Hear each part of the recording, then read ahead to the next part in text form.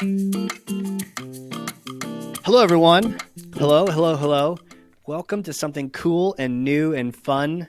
This is a bit of a Circus-Side Chat all around the topic of asking that first question, your Q1 question, asking that first question in your podcast.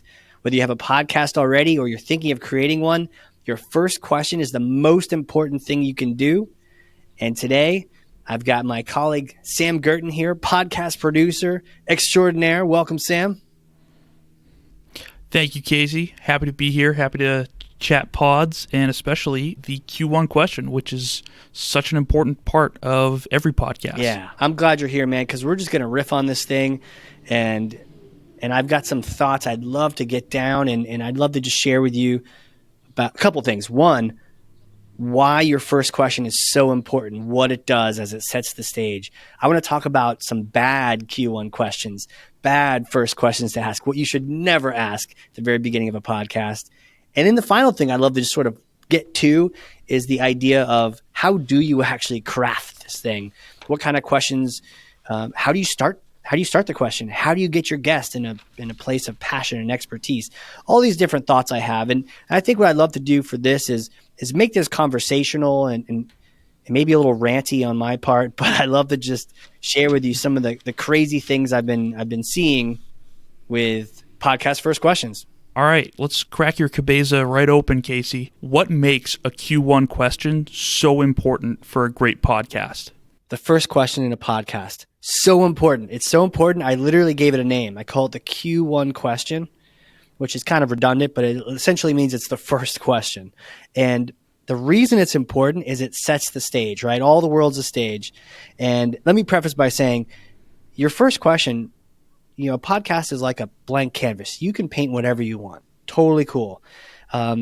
You can just knock yourself out. But sometimes if you ask the wrong question, you can literally knock yourself out. So one of the things I've learned over time is that first question is so important. You set the stage and you also set expectations, right? So that first question right off the gun, especially if people don't know who you are as the host and they don't know who your guest is, it's not that clear.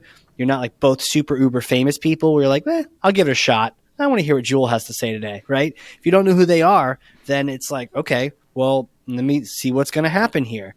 And we're all pretty impatient people. So we're only giving it about 60 seconds, maybe less, right? We're giving it 30 seconds. I had to skip a couple ads. All right, what do you got? What do you got for me? So super important that you start out right. You set expectations. And just like any kind of interaction where you're setting expectations, man, you got to deliver on them. And so what's crazy about this first question is you not only set expectations about what's going to be talked about and also what kind of energy you're going to have on the show, but you also get a chance to deliver on those expectations literally within the first 60 seconds, which sounds kind of crazy. It's not like you get to set expectations and hopefully an hour later you've sort of delivered on that. You have to say, this is what it's going to be like. This is what the show is going to be like. This is what the question's going to be like. This is what the guest's going to be like. Here's the energy. Here's the rapport we're going to have together. All these things are getting calculated in your listener's mind right off the bat, and really in your guest's mind too. Everyone's thinking, okay, how's this going to go? And it's your chance to say, this is going to go great, and here's why. And that first question, the audience will typically stick around to hear the beginning of the answer, right? Not the whole answer. So if you have a guest go off on a sidetrack, that's not going to help you. It's not going to help you at all. So Q1 question, what does this look like? Here's some things I want to talk about. We talked about like why it's important because you set the stage, right? And it's like deal or no deal for your listener. What I love to do is talk about what makes for a bad first question, talk about what makes for a good first question, and then talk through what are some of the ways you can craft this yourself. You can workshop your own Q1 question. So what makes for a bad intro? Well, thinking about all these things you're setting the stage for, all these different places you want to go with your guest, and you have everyone listening to see, is this going to work out right? Any kind of low energy question at the beginning is going to just sell you short, right? So any kind of question that puts your guest in a bad spot, good example of this is, what's your biggest failure? Can be a fun discussion, but man, is that not the right place for a first question? One of the reasons is your guest may not trust you yet, right? So you have to think in terms of not only the audience listening, but your guests too. Is your guest going to really knock it out of the park with their initial part of the answer or not? If you're setting the guest up with a really tricky question and they're going to hem and haw, or the second thing that is really bad is if your guest starts to answer the question by starting a long history lesson. Oh, that's a great question. Let me take you back in time 19 years ago to when I first discovered email and your grandfather and this and that. And it's just like, what? Where are we going? Many times guests lose themselves in stories. So typically the first question shouldn't be asking about a story. Tell me a story about X, Y, and Z. Stories are great. I know they're great. I love getting into stories with my shows too, but they don't come first. And the reason why is that most people aren't good at telling stories while being recorded on the spot. We're fun at telling stories over some beers at the bar. We're fun at telling some stories at family gatherings sometimes, but an unprepared story can be a little rambly. So you need some kind of rapport with the person to where if they don't get to the point, you're okay with that because you want to hear what they have to say. Same thing goes with your audience. If your audience doesn't know who they're listening to, they're not going to invest the time to get to the punchline of the story. They're not going to invest to get to the time where the guest saved someone's life and almost died in a burning fire and the world, found peace everlasting. They're not going to get to that part if you took them back 19 years. So what you're trying to avoid are these questions that either set them up for a long history lesson or are these really short-ended questions that set you up for a low energy answer. Hey, what's your favorite ice cream? Mint chocolate chip. Cool. Okay. The problem with a short answer is as soon as you ask it, they can answer it. And then it's time to you to ask another question again. And whether, unless you're trying to get into a lightning round, even starting with a lightning round, that could be okay if it's a high energy lightning round. Favorite ice cream, favorite food, favorite this, favorite that. Let's go. What country? Okay, great. Now let's get into it. That might be interesting. But one of the challenges with that too is while Tim Ferriss can ask that question of a really famous person, and we want to know what kind of oolong tea they're drinking, if it's not a famous person, and most of us aren't, then we're not necessarily curious to know what someone's drinking in their morning routine just yet. But if you learn from that guest, and that guest is actually amazing and they teach you a whole bunch of things, then you might want to hear about what that magic tea is that they're drinking later on in the show. So lightning rounds can be fun, but be careful if you're talking to people and if the questions aren't really that applicable, be careful with that. So I typically recommend pushing those lightning rounds to later, especially when you have a good rapport with the guest. Sometimes people use it as a warm-up question. I prefer to do a prep call to warm up the guest. So, and we'll talk prep calls later. So that's what doesn't make for a good beginning question, that Q1 question. What makes for a great Q1 question? The best Q1 question asks your guest a question that allows them to answer in an overlap. It allows them to answer in a way that they can answer with both passion and expertise, right? So saying that again, your first question should ask the guest something that where they can answer from both the passionate side of themselves and the expertise side of themselves. If you put your guest in a position to answer with both passion and expertise, they are going to hit a home run. And this isn't even a softball question. You don't have to ask them a softball question, which is some sort of lightweight thing. No, you want to throw them a fastball, but you want them to know that the fastball is coming, ideally on a prep call. They know exactly what the question is. They know it's coming out fast. They know there's not going to be any explanation, and they're prepared to swing at that thing.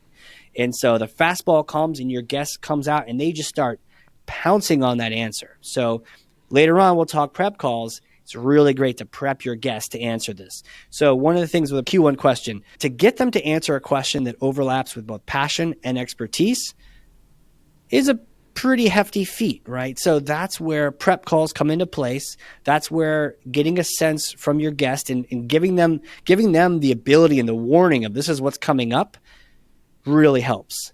It also ties into even show design. You want to make sure your show is designed and your guest is invited and they all mesh together where they can start answering from their expertise and it doesn't sound weird. Like someone starts talking about what it's like to build a house and the show is about like IT development. Like that doesn't really fit and that might be kind of a stretch. So let's get in for how do you make this practical, right? I've said, okay, passion and expertise. Well, how do we make this happen? Well, the first thing you want to do is think about how you start your question. And this is one of the things I really obsess over, which is who, what, where, when, why, and how. The modern day tongue twister, okay? Think about your W's and your H's. How you start a question determines what kind of an answer you get. This is totally weird, but if you ask enough questions, you start seeing patterns. If you ask a who question, what kind of answer do you get back? You get a person. You get a who as a response. So if your first question says who most impacted your life, or who did this, or who do you hate, or whatever, right? You're going to get a person back. Now, for a Q1 question, that could be tricky because who's your favorite podcasting personality? And you say Casey Cheshire, and then they just stare at you because they've answered your question, right? So we're looking for that first Q1 question to be a runaway question. This probably gets into like what makes for a good one too. When they're in a passion and expertise zone, your guest is just, they're off on a tear, right? They're ranting, they're raving. They might be pounding the desk. They might be spitting on their monitor. They're going crazy, but they're telling you what they know and what they feel strongly about. And that is hella captivating. It's really powerful listening to someone in that Q1 moment, right? And the other thing is, as a host, you're not needing to drag them along. When you ask short questions, you are essentially dragging your guest along through the show, asking them short question after short question after short question, and eventually start asking bad questions because you only had so many questions prepared, or start seeming very transactional. That's not what you want. You want a question where you basically let the genie out of the lamp and it just goes off and creates agrabah, right? That's what you're looking for. So a who question, not usually it. Not usually it, because you get a person. Now you might say, who is the most important to you and why? And that's, you added a second W into that. And also you're adding two questions. You want to be careful not to ask a double question. Who's your favorite person and why, right? Who's your daddy and what does he do? Not necessarily a good idea for podcasting, because now the guest has an obligation to answer two questions, and they may forget. And sometimes you ask 3 or 4 questions. They may forget which question. They may have a great answer for the second part, not the first part, not the second part, and it's going to really confuse them. So as a host, it's your responsibility to ask one question at a time and be confident about it. You know the question, you're going to ask it. You know the follow-up, you'll ask that as a follow-up. You don't need to ask them all right now. Pace yourself. So who's not it? Let's talk about what. What is a great way to start? What is a great way? Because what are you going to get back when you ask what? You're going to get back a concept. You're going to get back a theory, an answer, a thing, right? An object. Even if it's like a theoretical object or a strategy, you're going to get back something complex and interesting and winding and fun. And if it's the right topic, something powerful. So what is a great way to start? Who, what, when?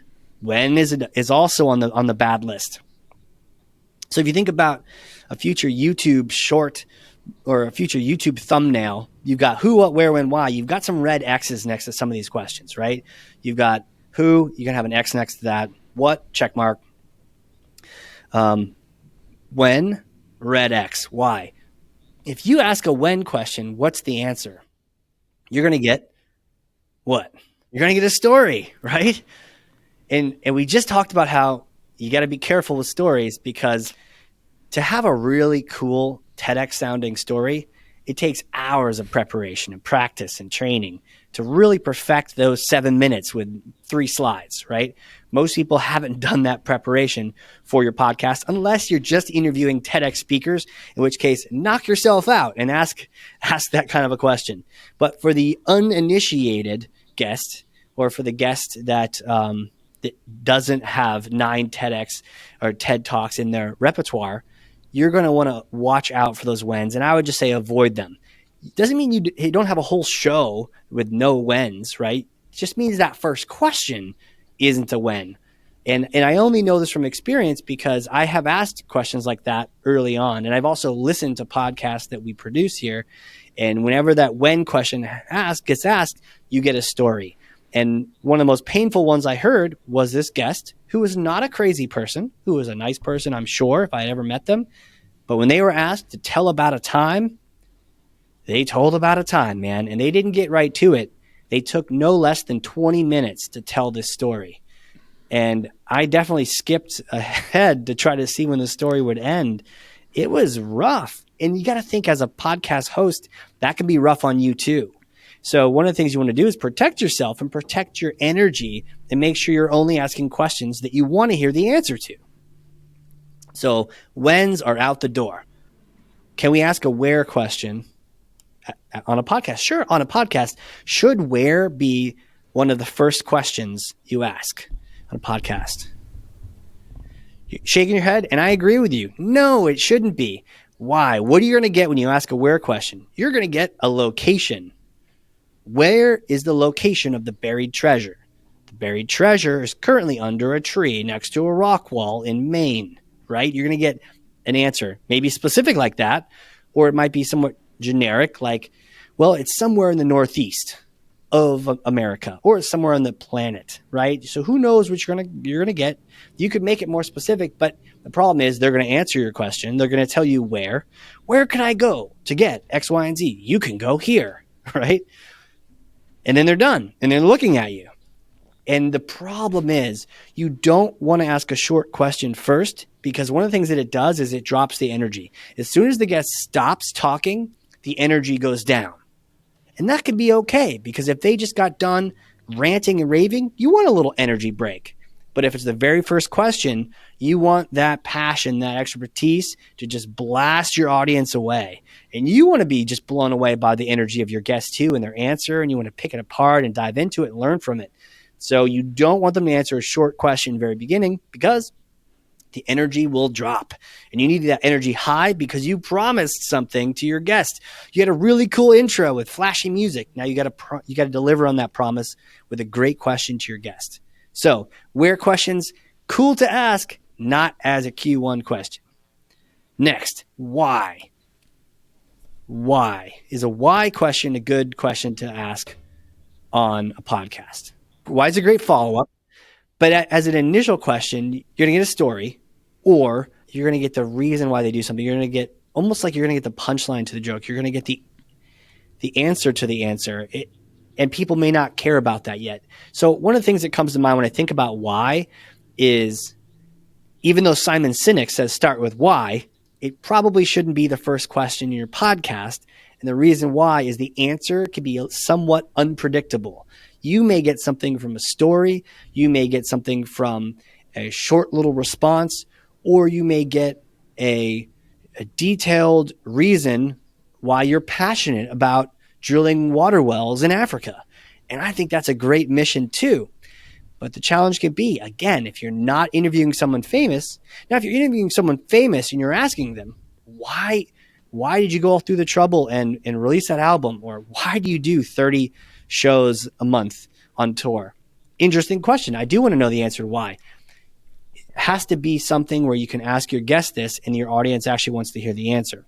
The other reason why can be tricky is because unless someone actually has a why thought about, they may not know. So you may get a little bit of what I'm doing right now, which is thinking about the answer to the question as you ask it. Now, if you have a prep call, you can avoid some of this by letting them know, hey, I'm going to ask you why you do what you do. The final reason why I don't think why should be on your list for first questions is that typically it involves some amount of trust with your guest. Answering about why you do something can often be a really personal question. And for the professional speaker, they've got their why prepared and they're good and they're ready to rock it. But if you're talking to someone who hasn't pondered that and they don't have a really polished way, they haven't even thought of it, or they don't have a polished way of answering it, it's going to be hard. And what you might end up with is an answer that is both not in expertise and not in passion. It's a safe answer. I do what I do to help my customers out.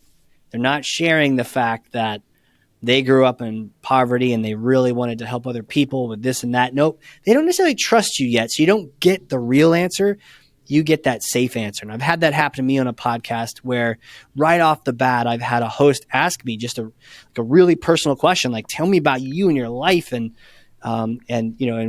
why you are you and what makes you. And it's like, well, we just met and I know we did a prep call, but I'm not warmed up yet here. So I'm going to give you that bit of a scripted answer. And I had a scripted answer. Well, I'm a little bit of this, a little bit of that, and here's how it comes together. But if you would ask me that question a little bit later on when I was warmed up and I trusted you, I could probably tell you some deeper purpose that I have in my life. So with that, to review, for that first question, the word that you start out your question matters tremendously. In your Q1 question, you don't want to be asking who. You don't want to be asking when, where, why, or how. You want to be asking what. Now, having said the whole little sign about, I realize I haven't talked about how. So let's talk about how. Can you ask how as a Q1 question? A how can be really problematic because if it's generic and vague, you can get surprised with all kinds of tactical answers that may or may not be what you've asked for in the first place.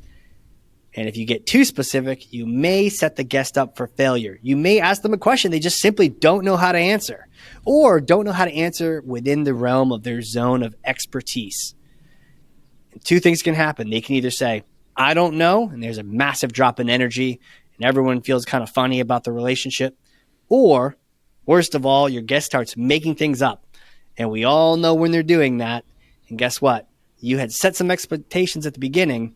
Here's what's going to happen. This guest is a brilliant genius. You just said that in your introduction. And now, on their very first question, they start making things up. That is a recipe for disaster. And don't let it fool you. Your guest knows that they're making it up, and they feel terrible. And they're probably assuming everyone knows they're making it up. And it's true. Everyone does know they're making it up. And that's just not a good way to start a show. Yeah, and if you're feeling awkward or if it feels a little cringy to you, the audience is absolutely going to pick that up 100% of the time. Yeah. So there we have it. Q1 question. Don't ask who, don't ask when, don't ask where, don't ask why, and don't ask how. And that leaves you with one thing. Ask a what question.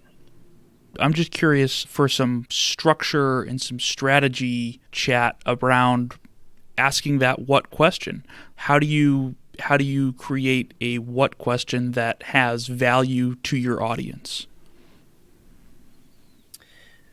One of the best things you can do when you're trying to create your Q1 question is not to obsess over the question right away. The things you need to bubble back up to, and this is the definition of strategic thinking, is what is the goal of the show? What is my goal of the show? Is it the relationship with the guest? Is it the audience? And then what is it called? What is the show called? Because the name of the show sets a promise and an expectation for your listeners, for your guests too. If you've called it the Hardcore Marketing Show, you probably should have something to do with marketing, and you should probably bring that hardcore intensity because that's what you've promised in the introduction, especially if you've got some hardcore military marching music going on at the very beginning, like in my show. And it's like, okay, we're going to come out this thing, we're going to be swinging, we're going to be smashing. And on my show, we smash a myth. So I asked the guest to smash a marketing myth, a bogus strategy, a misconception, set the record straight once and for all. And that's a little spiel I say every time. Smash for me some kind of marketing myth, bogus strategy, misconception, set the record straight once and for all. It's a what question. They're smashing a myth. And it's more of an active smash, but essentially I'm asking them, what's a myth, right? If I phrase it a different way, what is a myth that you want to smash? And the idea of smashing it is an active participation, right? So the goal for the Q1 question is to put them in their zone of passion and expertise. So let's talk about passion. How do you get them in the passion zone? Well, first of all, you give them verbal clues to let them know this is a passion answer. Smash for me this myth. Tell me what pisses you off. These are kind of things I tell them on the prep call. I give them permission to come out swinging. I actually give them encouragement. I tell them, if you can come out with as much energy as you're ever going to have the entire show at that very first sentence, that's the way to do it. And on the prep call, I'll ask them, what pisses you off? What triggers you? What's got you frustrated right now? And those are some of the ways that I get them to think about passion. Also, on the prep call, I do let my guests know that they can swear on the show. They can swear on the podcast. Do most of them swear on the podcast? No. Do I even swear that much anymore? Not really on the podcast, but I let them know they can, right? So if that tie-in, dropping an F-bomb, makes them feel like, or knowing that they could drop one, it really helps anchor them to the point where they want to come out talking about something that really emotionally triggers them. So I give them permission. So how do you get them to be emotional and in the passion zone? You give them permission to be in the passion zone. And the other thing you do on a prep call, and you might sense the pattern on a prep call, one of the things I really recommend is when you do a prep call, you can explain your Q1 question. That's the benefit of having a prep. You can explain what you mean. You can explain what kind of answer you want. You can even tell them if you've already had that answer 4 times and you don't want to hear it again. You can really refine it with the guest. So it's very helpful to do that. I think in terms of getting value to your audience, if you are inviting guests on who are representative of your audience or who are representative of who your audience listens to, then that's going to be one of the best ways to give value back to them because they know the challenges that the audience is facing. Yeah, exactly. Because you've picked the right guest. So, first off, passion. You give them permission and you coach them and you ask them the questions and you let them know they can swear. You let them know they can be themselves. The final part to that is if you have a podcast and you're hosting it with Ringmaster, we're producing it for you, or someone's producing your podcast and someone has editing ability, you let your guests know on the prep call that they can be themselves and they can say whatever they want to say. And don't worry, if you say too much, we can always edit it out. That's the benefit, one of the millions of benefits of having a podcast producer, because you can let your guests know they have safety. They have security, right? Yes, it's a public forum, but you're not live. You're recording it. And if you accidentally mention the name of that airline company that you shouldn't have mentioned 6 times, we'll take it out. So giving your guest permission to be in their passion zone and also safety to be in their passion zone is a recipe for allowing them to just open up the floodgates and tell you what they've been wanting to tell people and just no one's been there to listen. That's the passion side. So then we talk expertise. What do they really know?